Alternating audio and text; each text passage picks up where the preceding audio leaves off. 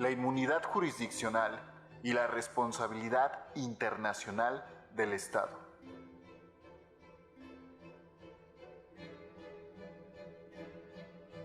¿Qué es el principio de inmunidad? De este modo, podemos definir al principio de inmunidad como aquel principio por el cual un Estado no puede ejercer sus poderes sobre o interferir en actividades legalmente ejercidas por un Estado extranjero en el territorio del primer Estado. ¿Qué significa la inmunidad de jurisdicción de Estado? La inmunidad de jurisdicción es el derecho reconocido a cada Estado, en razón de su soberanía, a no ser sometido a la potestad jurisdiccional de otro Estado. Tradicionalmente se ha considerado que el Estado posee inmunidad absoluta, criterio que ha sido igualmente aceptado por los tribunales. El derecho internacional señala como regla general que los estados gozan de inmunidad jurisdiccional ante las cortes de otros. Sujeta a ciertas excepciones, la interpretación de esta norma varía entre los países y, en consecuencia, surgen criterios legales distintos. Este artículo ofrece un panorama de las normas de derecho internacional en la materia, así como de la manera en que en México y Estados Unidos las han incorporado en sus respectivos sistemas jurídicos. El término inmunidad resulta familiar para todas las personas que se dedican al estudio y la práctica de la política exterior. Esta palabra generalmente se asocia con el concepto de inmunidad diplomática, es decir, con la protección que se otorga a ciertos representantes de un Estado cuando actúan en territorio de otro.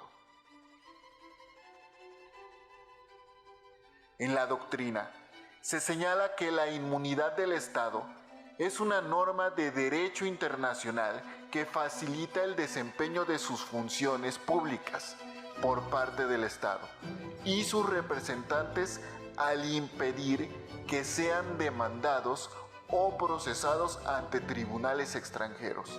Esta prerrogativa implica que los países no pueden ser juzgados ante las cortes de otros o, en otras palabras, protege a un Estado y a su propiedad de la jurisdicción de los tribunales de otro Estado.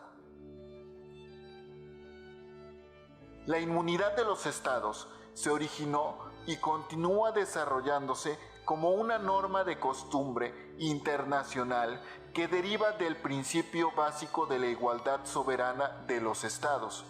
A diferencia de otras figuras jurídicas, constituye una obligación que ha nacido sin la ayuda de tratados internacionales de aplicación universal. Su inobservancia por parte de un Estado daría lugar a responsabilidad internacional y al correspondiente deber de reparar el daño. La figura de la inmunidad del Estado no es estática. Ha evolucionado con el tiempo. Sus orígenes se remontan a la aparición del concepto de soberanía y el principio par imparem non habet imperium. Estas consideraciones dieron lugar a una primera época de la doctrina durante el siglo XVIII, caracterizada por una concesión de una inmunidad absoluta al soberano extranjero. Par imparem non habet imperium, principio en virtud del cual un Estado no puede ser sometido a la jurisdicción de otro Estado. Sin embargo, cuando los Estados aumentaron su participación en el comercio internacional, se reconsideró este punto de vista absolutista, con el fin de evitar que se recurriera a la inmunidad como protección ante el incumplimiento de contratos y para aumentar su confiabilidad ante sus contrapartes. Ante ello, y dando paso a una segunda etapa, los estados comenzaron a distinguir entre los actos intrínsecamente soberanos y los actos de naturaleza privada. En virtud de esta teoría de inmunidad restringida, la inmunidad se concede solo en los primeros casos.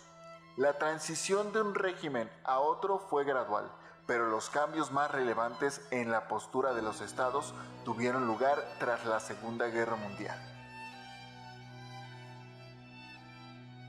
Tanto los convenios internacionales en la materia como la legislación nacional promulgada por varios estados han adoptado la distinción entre actos jure imperi y jure gestionis. En el mundo académico hay un acuerdo general en que la teoría de la inmunidad restrictiva ha alcanzado la condición de derecho internacional consuetudinario. Jure imperi.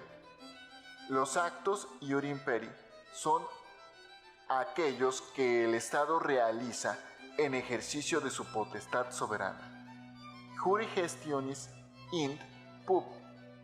Acto realizado por un Estado extranjero como si fuera un particular y sometido a normas de derecho privado. La inmunidad jurisdiccional del Estado es una norma de derecho internacional que necesariamente interactúa con la legislación de los estados del foro, ya que exige ciertas normas de trato a los soberanos extranjeros que se representan ante sus tribunales.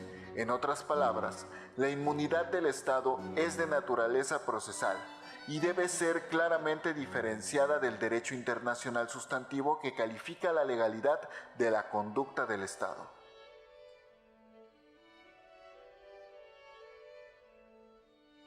En síntesis, los principios sobre los cuales parece haber consenso son: los estados gozan de inmunidad de jurisdicción ante las cortes de otro estado como regla de derecho internacional consuetudinario.